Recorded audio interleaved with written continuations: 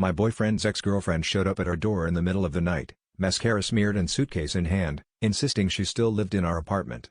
I laughed at first, thinking she was drunk or desperate, but then she pulled out a key, our key.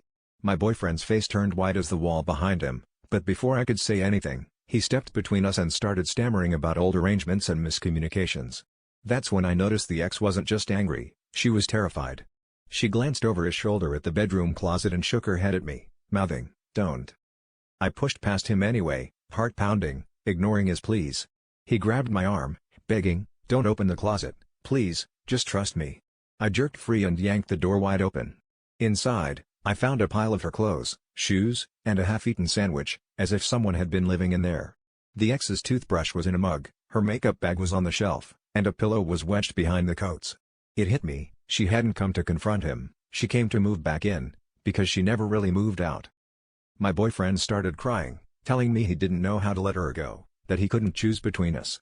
I started screaming, and the ex screamed back, and suddenly all three of us were yelling over each other in that tiny bedroom while the neighbors started pounding on the walls. He admitted he'd been seeing both of us, sneaking her in when I worked late, letting her sleep in the closet so I wouldn't find out. The closet wasn't just a hiding place, it was his way of avoiding a decision, keeping both of us within reach, suffocating under his own cowardice. The twist? I realized in that moment I was just as complicit. I'd seen the signs, the extra toothbrush, the unfamiliar perfume, the weird noises at night, and chose to ignore them because I was afraid of being alone. I wanted to believe his lies more than I wanted the truth. As I packed my bags, I understood that sometimes the biggest betrayal isn't what someone does to you, but what you let yourself accept just to avoid the pain of starting over.